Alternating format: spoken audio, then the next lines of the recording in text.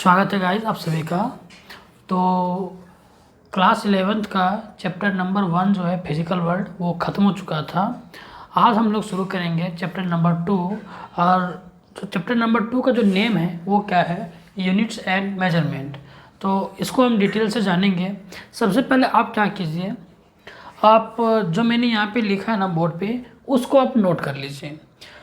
Pause करके video को आप नोट कर लीजिए ताकि आपका नोट्स आप बना सकें। और उसके बाद में इसको क्या करूँगा, अच्छा से एक्सप्लेन करूँगा, समझाऊँगा। ठीक है, तो आप इसको नोट कर लीजिए। तो आई होप कि आप लोगों ने नोट कर लिया होगा।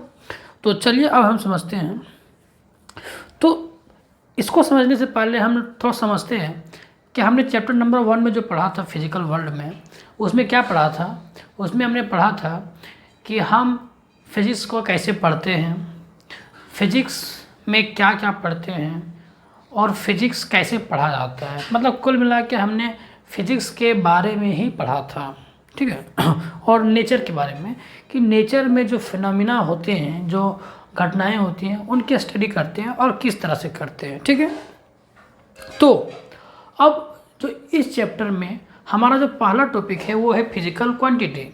तो फिजिकल क्वांटिटी क्या होती है, तो नेचर में जो भी चीज़ हम देखते हैं, फिजिक्स में हम नेचर के बारे में पढ़ते हैं। तो नेचर में हम जो भी चीज़ें देखते हैं, हमें उसमें क्या है, कुछ डिफरेंस नज़र आती है, कुछ मतलब बोल सकते हैं कि कुछ थोड़ा सा अंतर नज़र आता है। जैसे ये एक चीज़, ये एक ऑब्जेक्ट है, ये एक ऑब्जेक्ट है, दोनों में क्या अंतर है, दोनों में ये अंतर है कि एक बड़ा है और दूसरा छोटा है। तो नेचर का ये कैरेक्टरिस्टिक हुआ। कैरेक्टरिस्टिक मतलब गुण। ठीक है, तो नेचर का ये गुण हुआ। और दूसरा चीज़ देखिए, नेचर में हमें ये भी मिलता है, नेचर में हमें ये भी मिलता है। एक क्या है, भारी है, एक क्या है, हल्का है। ये हमारे हाथ को कम दबाता है। जैसे मैं एक चीज़ दिखाता हूँ, तो ये देखिए, ये क्या कर रहा है, ये हमारे हाथ को ज़्यादा दबा रहा है और ये हमारे हाथ को कम दबा रहा है। तो ये एक कैरेक्टरिस्टिक मिलता है हमारे नेचर में। ठीक है, अब ये सारे कैरेक्टरिस्टिक जो मिल रहे हैं उनका हम नाम रखना चाहते हैं। ठीक है, उनका हम क्या करना चाहते हैं, नाम रखना चाहते हैं। और उन्हीं को सबसे पहले जो कैरेक्टरिस्टिक्स हमें मिल रहा है, जो नेचर में जो हमें कैरेक्टरिस्टिक्स मिल रहा है, उन्हें हम क्या कहते हैं, उन्हें हम कहते हैं फिजिकल क्वांटिटी। क्या बोलते हैं, फिजिकल क्वांटिटी। तो उसका डेफिनेशन जो 2 लाइन का है, characteristics of nature which can be measured is physical quantity. बोल रहे कि नेचर का वो गुण जिसको हम माप सकते हैं, उसे हम क्या कहते हैं, उसे हम फिजिकल क्वांटिटी कहते हैं। ठीक है, तो जैसे हमारा फिजिकल क्वांटिटी हो गया, एग्जाम्पल मैंने नहीं लिखा ना, तो एग्जाम्पल के तौर पे जो मेरा फिजिकल क्वांटिटी जैसे हो गया, ये क्या एक फिजिकल क्वांटिटी है। अब इसका हम नाम रखेंगे, क्या रखेंगे, इसी तरह ये है, ये इसका भी नाम रखेंगे। तो सबसे पहले हमने जो फिजिकल क्वांटिटी का नाम रखा वो इसको रखा। ये क्या है, हम सब अब जानते हैं, ये क्या है, लेंथ है। क्या है, लेंथ। यानी किसी भी ऑब्जेक्ट का लेंथ बड़ा हो सकता है, छोटा हो सकता है।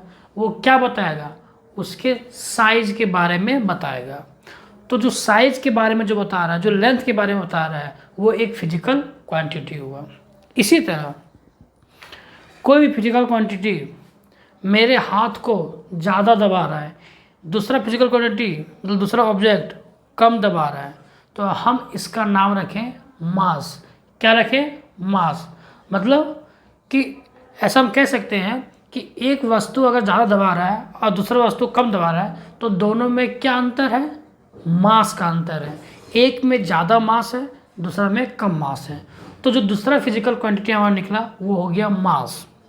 इसी तरह हम देखते हैं कि हमारा ज़िंदगी जो तो चल ही रहा है। ठीक है, ज़िंदगी हमारा चल रहा है, कोई दिक्कत नहीं है।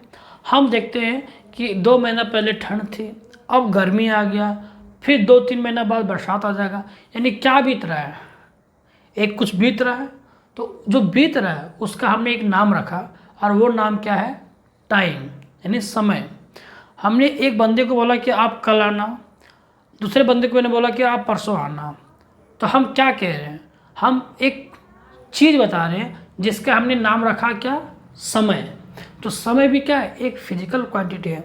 इसी तरह हमारा ढेर सारा इसी तरह फिजिकल क्वांटिटी हमने देखा नेचर में बनाया। तो अब फिजिकल क्वांटिटी जितना भी बना उसमें हमने ना कैरेक्टर मतलब कैटेगरी बना दिया। हमने देखा कि कुछ फिजिकल क्वांटिटी ऐसे होते हैं जो एक दूसरे से मतलब नहीं रखते, वो दोनों डिफरेंट है, इंडिपेंडेंट है दोनों एक दूसरे से। लेकिन कुछ क्वांटिटी ऐसे होते हैं जिनको हम फिजिकल एक क्वांटिटी को बार बार रिपीट करें तो वो क्वांटिटी बन के आ जाता है, मतलब एक नया क्वांटिटी बनता है। अगर एक ही क्वांटिटी को बार बार रिपीट करें तो एक नया क्वांटिटी बनता है और उसका हम अलग नाम रखें। तो इस तरह से हमने क्या किया, फिजिकल क्वांटिटी को दो कैटेगरी में डिवाइड किया। पहला होता है फंडामेंटल, और जिसको हम एक और नेम से बोलते हैं बेस। तो फंडामेंटल या बेस क्वांटिटी, और दूसरा होता है डिराइव्ड क्वांटिटी। ठीक है, अब हम लोग देखेंगे बारी बारी से दोनों को। तो पहला है हमारा फंडामेंटल क्वांटिटी। तो फंडामेंटल क्वांटिटी क्या आता है, देखिए, the quantity which do not depends upon the other quantity is called fundamental quantity. जैसे लेंथ, मास, टाइम। वैसा क्वांटिटी जो किसी दूसरे क्वांटिटी पे डिपेंड नहीं करता है उसे हम कहते हैं फंडामेंटल क्वांटिटी। ठीक है, तो जैसे हमारा लेंथ और हो गया हमारा मास, ये एक दूसरे से किसी तरह रिलेशन है क्या, एक दूसरे पर डिपेंड करता है क्या? या फिर कह सकते हैं कि मास और टाइम एक दूसरे पर डिपेंड करता है क्या? नहीं करता। तो ये हुआ हमारा फंडामेंटल क्वांटिटी। ठीक है, लेकिन दूसरा जो हमारा होता है वो होता है ड्राइव क्वांटिटी। और ड्राइव मतलब जिसमें हम क्या कहते हैं, ड्राइव करके निकालते हैं, सॉल्व करके निकालते हैं। जैसे the quantity which is made by fundamental quantity is called derived quantity. मतलब जो फंडामेंटल क्वांटिटी के डेरिवेशन से बनता है, फंडामेंटल क्वांटिटी को यूज करते हैं, उसमें गुना भाग जो भी करना रहता है जोड़ घटाव करते हैं और हमें एक नया क्वांटिटी मिलते हैं जिसको हम बोलते हैं ड्राइव्ड क्वांटिटी। जैसे हमारा हो गया एरिया, वॉल्यूम, फोर्स। एरिया हमने क्या किया, एक फंडामेंटल क्वांटिटी उठाया लेंथ, उसके एक बार ऐसे मल्टीप्लाई, एक बार ऐसे किया और एक बार ऐसे, और दोनों को मैंने मल्टीप्लाई कर दिया तो बन गया क्या, एरिया। एक बार ऐसे किया, एक बार ऐसे किया और एक बार ऐसे कर दिया तो हमारा क्या बन गया, वॉल्यूम।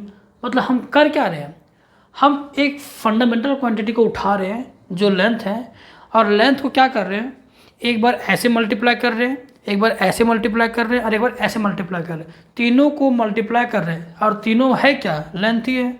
तो इससे हमारा क्या बना, एक नया क्वांटिटी बना और उसका हमने एक नाम रखा। क्या बना, तीनों को अगर हम इसी तरह से अगर हम तीनों को मल्टीप्लाई करके ऐसे करके तीनों को मल्टीप्लाई करके क्या बनता है, एक हमारा कुछ एरिया मतलब कुछ एक चीज़ बनता है, एक जगह घेरता है वो चीज़, और वो चीज़ क्या है, हमारा वॉल्यूम है, उसका हमने नाम रखा वॉल्यूम। ठीक है, वो वॉल्यूम है। तो इसी तरह से हम बहुत सारे फंडामेंटल क्वांटिटी को बना के मतलब मिक्स करके उसको जोड़ घटाव गुना भाग करके हम नया क्वांटिटी बनाते हैं और उस क्वांटिटी का एक नया नाम देते हैं और वो क्वांटिटी होता है हमारा ड्राइव्ड क्वांटिटी। क्लियर होगा? फंडामेंटल क्वांटिटी वैसा क्वांटिटी जो एक दूसरे पर डिपेंड करता ही नहीं है, जैसे लेंथ और मास डिपेंड नहीं करता, मास और टाइम डिपेंड नहीं करता, लेकिन ड्राइव्ड क्वांटिटी फंडामेंटल क्वांटिटी पर डिपेंड करता है। ठीक है, इसीलिए हम कहते हैं कि the quantity which is made by fundamental quantity is called derived quantity. जो फंडामेंटल क्वांटिटी से बनाया जाता है उसको हम बोलते हैं ड्राइव्ड क्वांटिटी, इसलिए इसका नाम क्या पड़ गया, ड्राइव्ड क्वांटिटी। ठीक है, तो आई होप कि यहाँ तक समझ में आ गया होगा, छोटी छोटी चीज़ें थी। अब हम लोग फंडामेंटल क्वांटिटी और ड्राइव्ड क्वांटिटी को थोड़ा सा डिटेल से समझते हैं। ठीक है, तो चलिए अब देखते हैं थोड़ा सा डिटेल से। हमारा जो फंडामेंटल क्वांटिटी है, हमने नेचर में देख देख के क्वांटिटी फिजिकल क्वांटिटी बनाते गए। तो हमने पहला बनाया लेंथ, मास और टाइम। हमने देखा कि लेंथ, मास और टाइम के बीच में कोई भी रिलेशन नहीं है, मतलब एक दूसरे पर डिपेंड नहीं करता है। इसी तरह नेचर में हमने एक कैरेक्टरिस्टिक हमने और देखा, वो क्या था कि हम देखते हैं कि जब समय बीतता है तो हम ये देखते हैं कि आज थोड़ा गर्मी ज़्यादा था, मतलब आज थोड़ा सा ज़्यादा परेशानी लग रही थी, पसीना ज़्यादा निकल रहा था, कल थोड़ा कम निकल रहा था, किसी दिन हमारा हाथ ज़्यादा काँप रहा था, किसी दिन कम काँप रहा था। तो हम ये जो क्वांटिटी जो हम देख रहे हैं नेचर में, इसका हमने नाम रखा टेम्परेचर। क्या रखा? टेम्परेचर। और हमने देखा कि टेम्परेचर क्या टाइम से एक्सप्लेन होता है? तो नहीं होता है। मास से होता है? तो नहीं होता है। लेंथ से होता है? तो नहीं होता है। तो हमने क्या किया, इसको भी एक फंडामेंटल क्वांटिटी मान लिया। क्यों? क्योंकि टेम्परेचर जो है इन तीनों से एक्सप्लेन नहीं होता है, तो टेम्परेचर को हमने एक फंडामेंटल क्वांटिटी मान ली। ठीक है। इसी तरह आगे और जब हमारी स्टडी बढ़ी, हमने देखा नेचर में कि किसी तार में कुछ फ्लो करता है, जब उसमें एक धक्का लगता है तो तार में कुछ फ्लो करता है, उसको छूते थे हमें झटका लगता है, और उस क्वांटिटी को हमने सोचा, देखा और उसका एक नाम रखा इलेक्ट्रिक करंट। क्या रखा? Electric current. ओके। अब फिर से हमने देखा कि क्या इलेक्ट्रिक करंट टेम्परेचर से एक्सप्लेन होता है? देखा नहीं होता है। टाइम से नहीं होता है। मास से देखा, एक्सप्लेन नहीं होता है। लेंथ से नहीं होता है। तो भाई नहीं हो रहा है तो एक काम करो, उसको भी क्या कर लो, एक फिजिकल क्वांटिटी मान लो। तो हमारा ये भी क्या हो गया, एक फिजिकल क्वांटिटी हो गया। और फिजिकल क्वांटिटी में से कौन सा क्वांटिटी? Fundamental quantity. तो इलेक्ट्रिक करंट क्या बन गया हमारा? एक फंडामेंटल क्वांटिटी बन गया। इसी तरह हमने देखा कि हम सब्सटेंस जब लेते हैं, यानी कुछ पदार्थ लेते हैं, तो उसमें देखते हैं कि किसी पदार्थ जब हम कोई लेते हैं, जैसे लेने मान लिया हमने कुछ एक सोडियम लिया, कुछ इतना मात्रा में है, हमने पोटासियम लिया कुछ ज़्यादा मात्रा में है, तो वो क्या है, वो उसका मात्रा को बता रहा है, उस सब्सटेंस की यानी सोडियम की मात्रा बता रहा है कितना है। इसी तरह पोटासियम कितना है, यानी अमाउंट ऑफ सब्सटेंस। तो हमने उसका नाम क्या रखा, उस मात्रा को अमाउंट ऑफ सब्सटेंस। अब हमने देखा कि चलो एक्सप्लेन करके देखते हैं कि ये फंडामेंटल क्वांटिटी है कि डिराइव्ड क्वांटिटी है। तो हमने अमाउंट ऑफ सब्सटेंस को इलेक्ट्रिक करंट से देखा करके एक्सप्लेन करके नहीं होता है, टेम्परेचर से करके देखा नहीं होता है, टाइम मास लेंथ सबसे करके देखा नहीं होता है। तो हमने भी इसको क्या मान लिया कि अमाउंट ऑफ सब्सटेंस क्या है, एक फंडामेंटल क्वांटिटी है। ओके। इसी तरह हम अपने नेचर में एक चीज़ और ये देखें, हमने ऑब्जर्व किया कि रात में जब हम बल्ब जलाते हैं तो एक बल्ब जलाते हैं तो कुछ रोशनी आती है, चमक आती है, उससे हमारा क्या होता है, हमारा कमरा ये उजाला हो जाता है, हमारे कमरे में रोशनी भर जाती है। हमने क्या किया, एक बल्ब और जला दिया, तो हमने क्या देखा, अरे चमक बढ़ गई, रोशनी बढ़ गई। इसी तरह एक और बल्ब जला दिया, रोशनी और बढ़ गई। एक बल्ब को मैंने बुझा दिया, मतलब बंद कर दिया, दो बल्ब जला, रोशनी कम हो गई। तो हम यहाँ पे देख रहे थे कि एक कोई क्वांटिटी तो है जो चमक बढ़ा रही है, कम कर रही है। तो ये एक क्वांटिटी है और हमने ये नेचर में ऑब्जर्व किया, तो हमने इसका नाम रखना चाहा।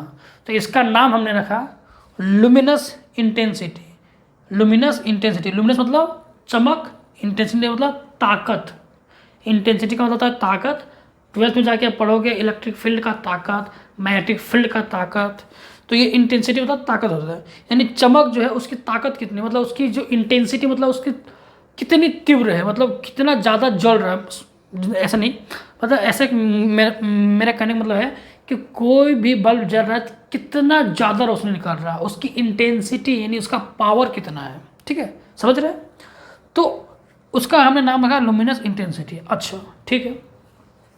अब हम ये देखना चाहते हैं कि लुमिनस इंटेंसिटी वो एक ड्राइव्ड क्वांटिटी है या फंडामेंटल क्वांटिटी है। तो हमारा जो रूल है कि चलो चेक करते हैं, और वो चेक करने चले तो देखे कि अमाउंट ऑफ सब्सटेंस से एक्सप्लेन हुआ, नहीं हुआ।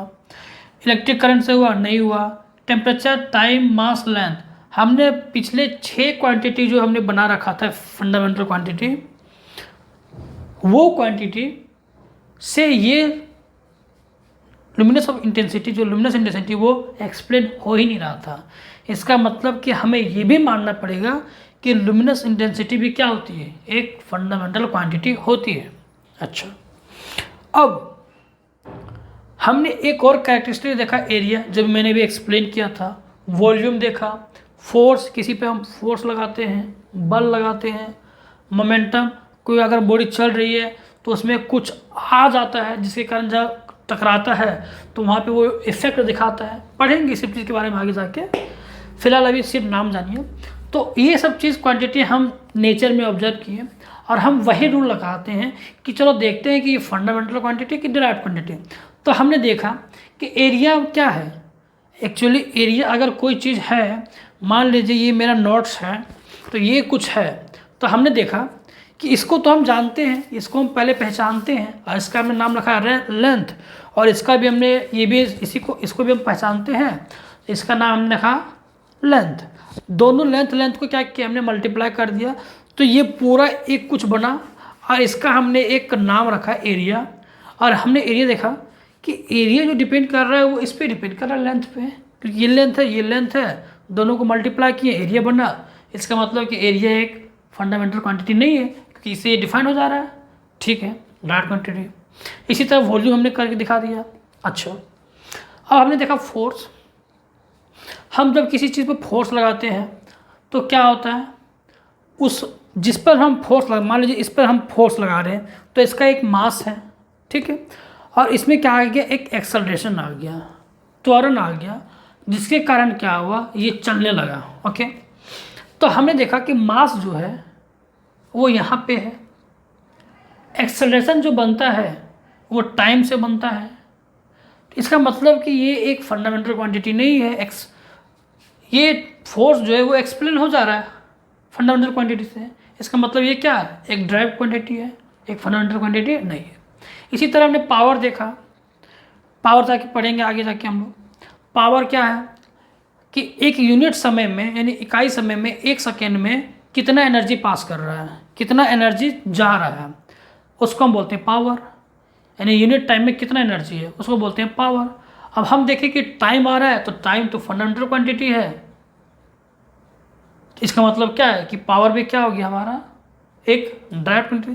तो इस तरह से हम लोग कर करके ऑब्जर्वेशन कर करके देखा तो हमें मिला कि ये एक साथ ऐसा क्वांटिटी है जो एक दूसरे पर डिपेंड नहीं करता है और एक दूसरे से एक्सप्लेन नहीं होता है।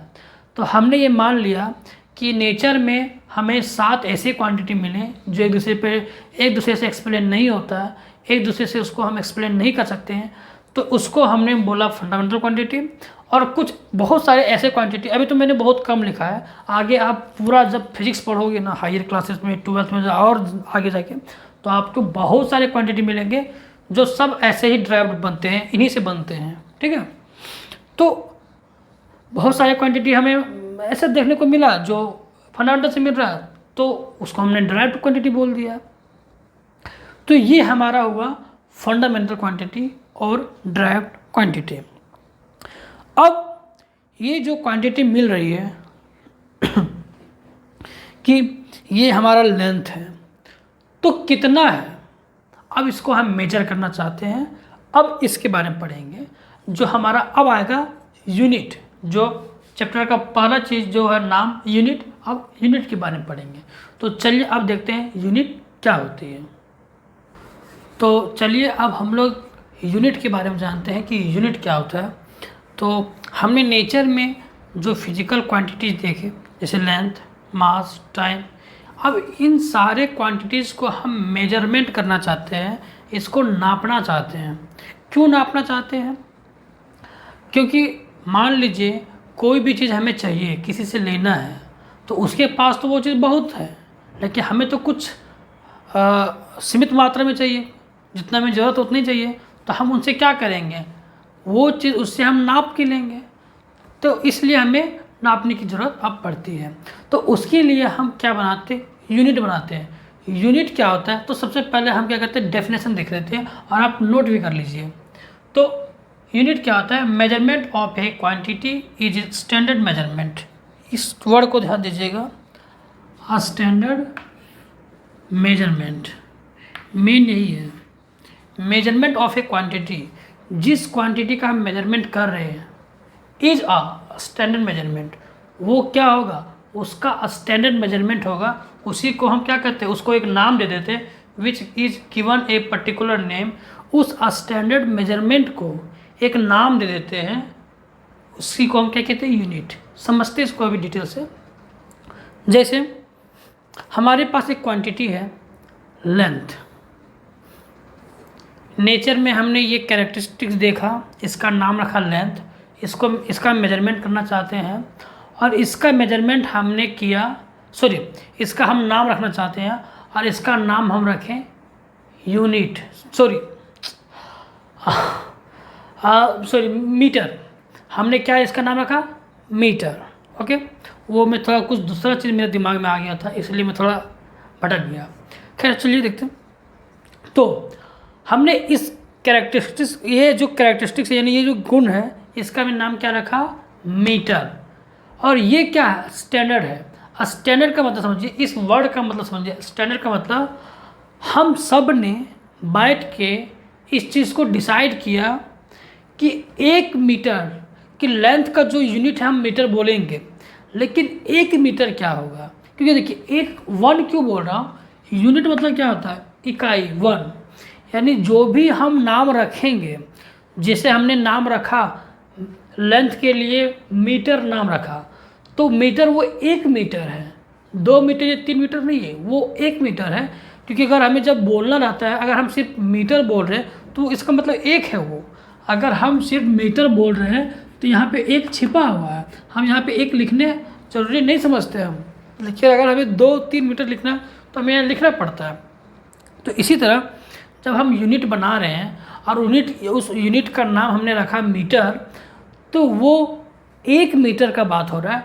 और वो 1 मीटर किस साइज़ को हम बोलेंगे, क्योंकि जो मीटर हम नाम रख रहे हैं वो साइज़ का ही तो नाम रख रहे हैं ना, तो वो साइज़ क्या है, वो एक्चुअल साइज़ क्या है। तो हम सब ने बैठ के ये डिसाइड किया, हम सब ने मतलब जो हमारे साइंटिस्ट कम्युनिटी के लोग हैं या फिर जो थोड़े समझदार पढ़े लिखे लोग थे, शुरू में उन सब ने बैठा चर्चा किया कि हम 1 मीटर कितनी बड़ी लेंथ को बोलेंगे। तो क्या इतनी बड़ी लेंथ को बोलेंगे, इतनी बड़ी लेंथ को बोलेंगे या फिर इतनी बड़ी लेंथ को बोलेंगे। तो ये डिसाइड हुआ कि हमारा हाथ जितना फैलता है, जितना हमारा हाथ कंफर्टेबल फैलता है, उसको हम 1 मीटर बोल देते हैं। तो हम सब ने क्या किया, एक लकड़ी का टुकड़ा लाया, उसको काटा और अपने हाथ में, जहाँ हमारा हाथ कंफर्टेबल रूप में है, देखिए ये कंफर्टेबल है, इतने ये कंफर्टेबल नहीं है, हमारा हाथ दर्द करने लगेगा क्योंकि ये ज़्यादा बाहर चला गया। इसी तरह ये हमारा हाथ दर्द करने लगेगा, अंदर आ गया, लेकिन ये हमारा क्या होता है, कंफर्टेबल होता है ये पोजीशन। तो हमने क्या बोला कि इसको नाप लो और एक लकड़ी का टुकड़ा इतना काट लो, उसको हम क्या बोलेंगे, 1 मीटर। इस लेंथ को क्या बोलेंगे, 1 मीटर। अब ये जो 1 मीटर का लकड़ी है, इसी को बोलते हैं स्टैंडर्ड। क्या बोलते हैं, स्टैंडर्ड। ये स्टैंडर्ड वही है, और उस स्टैंडर्ड का मेजरमेंट है, इसीलिए क्या है, स्टैंडर्ड मेजरमेंट। और उस स्टैंडर्ड मेजरमेंट का ही नाम हमने क्या रखा, मीटर। तो अब आपको समझ में आ गया होगा कि स्टैंडर्ड मेजरमेंट का मतलब क्या है। स्टैंडर्ड मेजरमेंट इसलिए क्योंकि हम सब ने वो मिल के डिसाइड किया है, किसी 1 या 2 पर्सन ने डिसाइड नहीं किया, बहुत सारे लोगों ने मिल के ये डिसाइड किया और हम सब ने ये सहमति दिखाई कि इसको हम 1 मीटर बोलेंगे, इसीलिए वो स्टैंडर्ड हो गया। हम सबके बीच में वो स्टैंडर्ड हो गया। अब हमने क्या किया कि लो ये 1 मीटर है, इसका 50 कॉपी बना लेते हैं, मतलब 50 टुकड़ा इस तरह से और लकड़ी लाए और इतना इतना करके हमने 50 टुकड़ा काट लिया और सबको बांट दिया।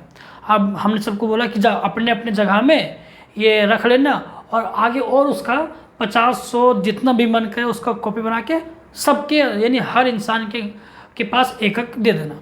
जैसे हमारे पास ये एक स्टैंडर्ड है, ये टुकड़ा, अब ये 1 मीटर का टुकड़ा तो नहीं है, ये 30 सेंटीमीटर का टुकड़ा है, लेकिन कपड़ा दुकान में जाइएगा तो वहाँ पे आता है 1 मीटर का स्केल आता है।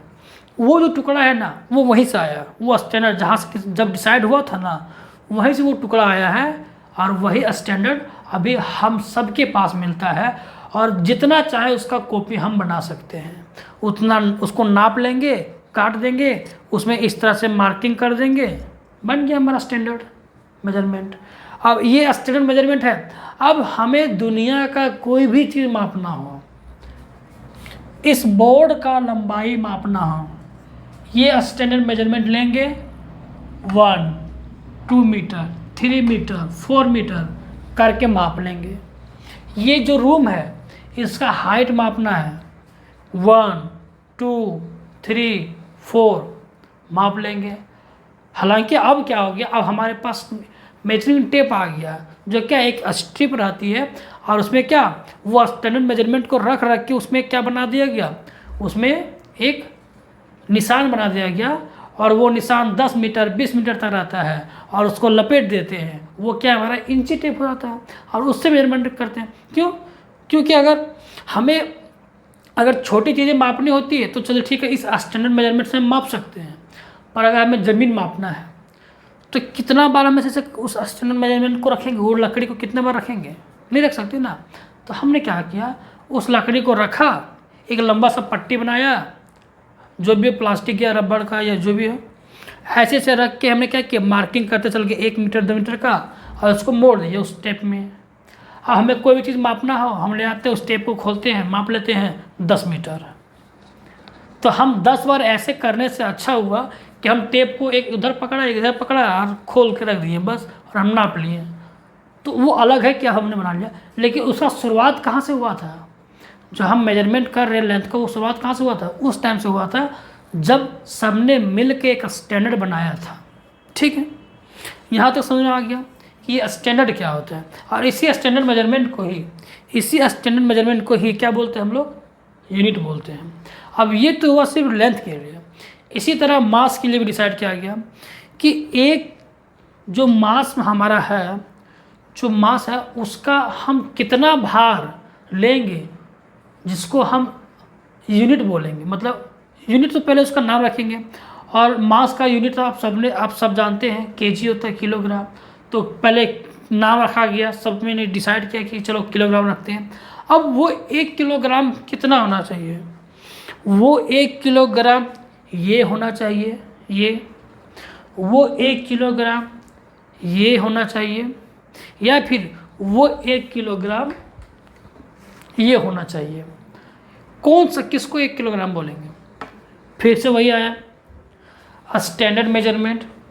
सब ने मिल के डिसाइड किया कि भैया चलो एक काम करते हैं, ये बहुत हल्का हो जाता है और ये बहुत भारी हो जाता है, तो हम एक काम करते हैं, दिक्कत करेगा, ये भारी होता दिक्कत करेगा, ये हल्का आता है, ये कुछ उतना, हम थोड़ा इसको ज़्यादा, अगर इसको बढ़ा देते हैं तो अगर बड़ा चीज़ को मापना रहेगा तो इसको बहुत ज़्यादा बार मापना पड़ेगा। तो हम क्या करते हैं, इसको बना देते हैं।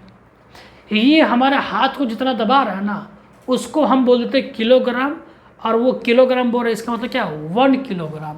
तो इसको हम क्या बोल दिए, 1 किलोग्राम। इसका मतलब इसके अंदर जो भी मास है और वो हमारे हाथ को जितना दबा रहा है, उसको हम बोलते हैं 1 किलोग्राम।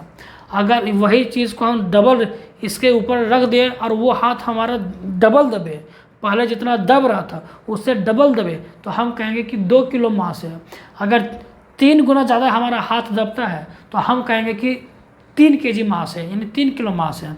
तो जो हमने डिसाइड किया वो क्या है, ये डिसाइड किया, भार, ठीक है, यानी मास। तो ये क्या हुआ, इस तरह से हमने भी क्या किया, एक मेजरमेंट बनाया। और वो मेजरमेंट जो हमने बनाया था वो फ्रांस की राजधानी पेरिस में रखा गया है। और वो जो वहाँ अब देखिए, मास और लेंथ का जो मेजरमेंट है ना, वो आप इंटरनेट पर सर्च मार सकते हैं, गूगल में आप सर्च कीजिएगा कि स्टैंडर्ड मेजरमेंट ऑफ लेंथ, तो वहाँ पे आपको एक स्केल दिखाया जाएगा जो बनाया गया है किसी चीज़ तो मेटेरियल से, तो वो आपको रखा मिलेगा म्यूजियम में। अब ये मास, ये लेंथ वाला कहाँ रखा मुझे याद नहीं है, लेकिन जो मास का जो स्टैंडर्ड है, जो 1 किलो का जो बाट बना है, बाट मतलब जो बटखरा होता है जिससे हम तोलते हैं, अभी आगे और एक्सप्लेन करूँगा। तो जो बटखरा बनाया गया, मतलब जो धातु का बनाया गया, वो बनाया गया और उसको रखा गया पेरिस में। पेरिस में एक जगह है, वहाँ पे उसको रखा गया। और उसी को क्या किया गया, जब हम सब ने उसको, जब उस हम सब ने मिलकर उस मेजरमेंट को बनाया, उस स्टैंडर्ड को बनाया। तो वही चीज़ हमने फिर से किया कि चलो इसका 50 टुकड़ा बना, मतलब इसका 50 कॉपी बना लेते हैं और सब अपने अपने जगह ले जाओ, और वहाँ पे आप जितना चाहो उसका आगे 500, 1000, 1 लाख, 2 लाख कॉपी बनाते रहो। और अभी हम बनाते हैं, और हम सबके दुकान में, हम सबके पास अभी हमारे पास क्या है, मास का मेजरमेंट है, ये स्टैंडर्ड मेजरमेंट है, और लेंथ का स्टैंडर्ड मेजरमेंट, सब मिलता है। आगे टाइम का भी आएगा, जो अभी देखिए मैं घड़ी पहनता हूँ उसमें भी टाइम का मेजरमेंट है। तो कुल मिला के हमें एक ही चीज़ समझना था कि ये स्टैंडर्ड मेजरमेंट होता क्या है। तो आई होप कि आपको समझ में आ गया हो कि स्टैंडर्ड मेजरमेंट क्या होता है। तो स्टैंडर्ड मेजरमेंट एक वर्ड में कहूँगा, हम सब ने जो डिसाइड किया बस उसी को कहते हैं स्टैंडर्ड मेजरमेंट। वरना अगर 1-2 आदमी डिसाइड कर लेता तो फिर वो स्टैंडर्ड मेजरमेंट नहीं कहलाएगा। हम सब ने डिसाइड किया और हम सब मानते उस चीज़ को, इसीलिए वो क्या है, स्टैंडर्ड मेजरमेंट। अच्छा ठीक है। अब स्टैंडर्ड मेजरमेंट हमने जो बनाया उसको रखा, ठीक है, उसको तो रख दिया जहाँ पे रखना था, और उसका कॉपी बना के हम अपने अपने देश में, अपने अपने गांव, अपने अपने शहर में ले गए। अब क्या दिक्कत होने लगा कि टाइम बीतने के, मान लीजिए हमने एक ज़मीन खरीदा और वो ज़मीन हम उस स्टैंडर्ड मेजरमेंट से मापे, और हमारा बगल वाला पड़ोसी भी एक ज़मीन खरीदा जो मेरे ज़मीन के बगल में था, और उसने भी उस स्टैंडर्ड मेजरमेंट से मापा, ठीक है। अब वो स्टैंडर्ड मेजरमेंट क्या हुआ, जो लकड़ी का टुकड़ा था, यानी जो स्टैंडर्ड मेजरमेंट जो हमने बनाया था लकड़ी का टुकड़ा, अब टाइम बीता, 10-20 साल बीता, कभी वो भीग गया पानी से, कहीं पे वो सूख गया, तो क्या हुआ, मान लीजिए वो भीग गया तो उसका क्या हो गया, या फिर हम बोलते सूख गया तो उसका क्या हुआ कि जो लेंथ था, यानी जो मेजरमेंट था वो थोड़ा छोटा हो गया, इसका साइज़ क्या हो गया, छोटा हो गया। अब हम वो ज़मीन फिर से मापें तो थोड़ा सा क्या हो गया, हम देखिए हमको पता है कि कितना खरीदे थे, उसको मापे तो देखिए कि थोड़ा ज़मीन ज़्यादा चल गया और हमने ज़्यादा उसको घेर लिया। अब बगल वाला आया, वो अपना मेजरमेंट नया कहीं से लाया होगा जो पहले जैसा था, उससे मापा, देखा नहीं हमारा ज़मीन तो छोटा पड़ गया और इसका ज़मीन मेरे तरफ घुस गया। तो वो बोलेगा, वो तो अब लड़ाई करने को उतर जाएगा कि आपने मेरा ज़मीन क्या किया, हड़प लिया, घेर लिया। एक्चुअली में ज़मीन नहीं घेरा गया, हम नापने में ही गलत कर दिया। क्यों? क्योंकि जो हमारा स्टैंडर्ड मेजरमेंट था वही छोटा हो गया। अब जहाँ हमको 10 मीटर मापना था वो हम 10.5 मीटर माप दिए। क्यों? क्योंकि छोटा हो गया, तो थोड़ा थोड़ा सा एरर आता गया, लास्ट में वो एरर 50 सेंटीमीटर का जुड़ गया। तो हमें ये एक दिक्कत आने लगी। इसी तरह मांस के साथ भी होने लगा कि जो मांस था वो उसमें जंग लग जाता था, जंग लगने से वो घिसने के कारण वो उससे क्या कुछ मांस जो था वो हट जाता था, निकल जाता था। तो वो क्या होता, जो भारी था वो थोड़ा कम हो गया, वो हाथ को कम दबाने लगा। तो ये एक दिक्कत होने लगी। तो हमें क्या करना पड़ा, उस मेजरमेंट को इतना अच्छा से बनाना पड़ा, इतना एक्यूरेट बनाना पड़ा, ताकि वो कभी भी टाइम या फिर किसी मौसम के साथ या फिर किसी तरह का कोई भी कंडीशन हो, फिजिकल कंडीशन जैसा भी हो, वो बदलना नहीं चाहिए। और कोई भी इंसान ऐसा ना कहे कि मेरा वाला मेजरमेंट इतना था अब इतना हो गया, उसका वाला उतना का उतना ही है, ऐसा कोई नहीं कर सकता। और वैसा हम डेफिनेशन बनाएं, आगे है आपके एनसीईआरटी बुक में है, उसको अगर मैं बताऊंगा तो हो सके कि आपको समझ में नहीं आएगा, तो आप कोशिश करें, अगर आपको मन लगता है तो आप पढ़ सकते हैं आप एनसीईआरटी बुक से उस चीज़ को, कि हर एक जो यूनिट बनाया गया, 1 मीटर किसको बोलेंगे, 1 किलोग्राम किसको बोलेंगे, 1 सेकेंड किसको बोलेंगे, टाइम का यूनिट होता है सेकेंड बनाया गया, तो 1 सेकेंड किसको बोलेंगे, तो सबका डेफिनेशन दिया गया। और वो डेफिनेशन चेंज होता ही नहीं है, चाहे आप किसी भी तरह का इन्वायरमेंट क्यों ना है, वो चेंज होता ही नहीं है, ठीक है। तो आप उसको पढ़ सकते हो, क्योंकि अगर अभी मैं उसको बताऊंगा तो थोड़ा लेंथ भी हो जाएगा और प्लस के आपको समझ में नहीं आएगा, तो वो आपके एग्ज़ाम में आएगा नहीं, तो उसको आप अभी छोड़ सकते हैं। बाकी आप जब 12th ग्रेजुएशन पढ़ के आओगे तो उसको फिर बाद में देख लेना, वो आपको ज़्यादा समझ में आएगा, क्योंकि उसमें जो कुछ वर्ड्स यूज हुए हैं वो आपको अभी नहीं पता है, वो आगे जाके आप पढ़ोगे तो उस टाइम आपको समझ में आएगा। जब आप वापस आके जब उस चीज़ को पढ़ोगे ना, जो मैं बता रहा हूँ अभी, वापस उस चीज़ को आगे पढ़ोगे तो उस टाइम आपको ज़्यादा समझ में आएगा।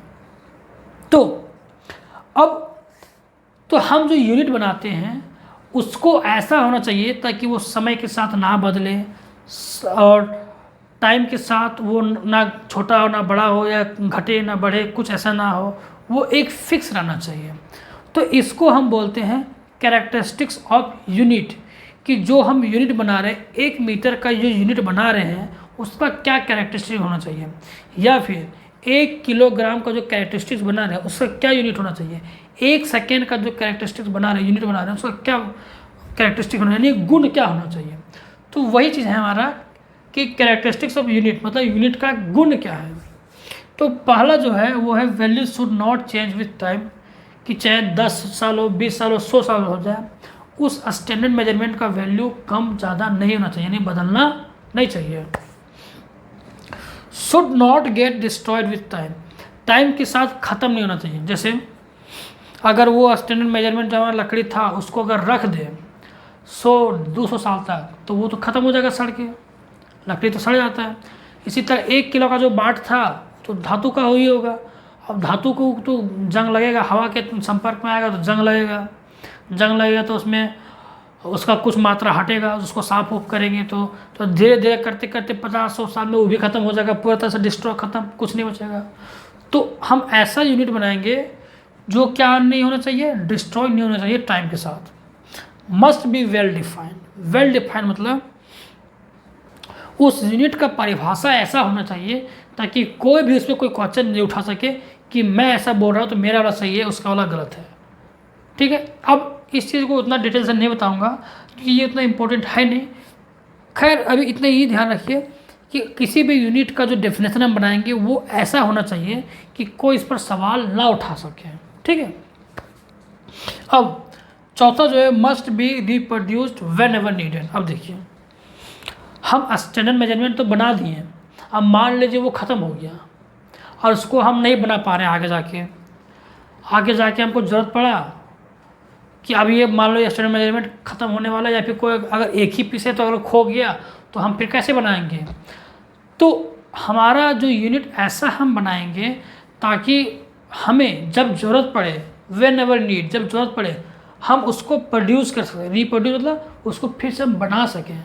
जैसे मैंने बताया अभी कि ये लेंथ को हमने क्या किया, ये इस लेंथ को हमने बोला 1 मीटर, तो ऐसा हम अब ऐसा नहीं कि इतना छोटा हम बना दें कि जब ज़रूरत पड़े तो हम बना ही नहीं पा रहे हैं। अब इतना बड़ा है तो हम उसको बना सकते हैं, लकड़ी लाए काट दे, इतना बड़ा बन गया तुरंत। तो ऐसा होना चाहिए वो यूनिट। इसी तरह should be proper size, neither too big और टू स्मॉल। अब जो भी हम बना रहे हैं, जो भी स्टैंडर्ड मेजरमेंट हम बना रहे हैं वो क्या होना चाहिए, प्रॉपर साइज का होना चाहिए, हमारे अनुकूल होना चाहिए, हमारे फेवर में होना चाहिए। ऐसा ना कि हम इतना बड़ा लेंथ बना दिए पूरा 1 मीटर का जो हमारे हाथ में ही नहीं आ रहा है, हम अकेले मेजर ही नहीं कर पा रहे उसे, तो ऐसा नहीं होना चाहिए। फिर इतना भी छोटा बना दिए कि हम उसको देख ही नहीं पा रहे हैं। जैसे एटॉमिक लेवल पे जाएंगे, मॉलिक्यूलर लेवल पे जाएंगे, वहाँ भी डिस्टेंस होती है, वहाँ भी लेंथ्स होते हैं, लंबाई होती है। अब वो हम नहीं मेजर कर सकते हैं हम अपने आँख से, वो उसको हम ना इंची टेप या फिता उता लेके भी नहीं माप सकते हैं, तो ऐसा भी नहीं होना चाहिए। तो इसीलिए मैंने क्या बोला शुरू में कि हम जो स्टैंडर्ड मेजरमेंट बना रहे हैं मीटर के लिए वो हमारा कंफर्टेबल के अनुसार होना चाहिए, कि हमें कंफर्टेबल जहाँ तक मिले, ये हमें कंफर्टेबल मिल रहा है मुझे। इसीलिए यहाँ पे ये बोला गया कि नहीं ज़्यादा बड़ा होना चाहिए, नहीं ज़्यादा छोटा होना चाहिए। ठीक है, तो ये था हमारा यूनिट का कैरेक्टरिस्टिक। तो अभी यहाँ तक सिर्फ मैंने यूनिट का कैरेक्टरिस्टिक बताया है और यूनिट क्या होता है उसका डेफिनेशन बताया बस। आगे हम लोग पढ़ेंगे जो हमने 7 फंडामेंटल क्वांटिटी पढ़ा है, और जितना भी ड्राइव्ड क्वांटिटी हम आगे जाके पढ़ेंगे सबके लिए यूनिट होता है। 7 फंडामेंटल क्वांटिटी है तो 7 यूनिट फंडामेंटल यूनिट भी होगा। जितने डिराइव्ड क्वांटिटी आएंगे सबके डिराइव्ड यूनिट भी आएंगे।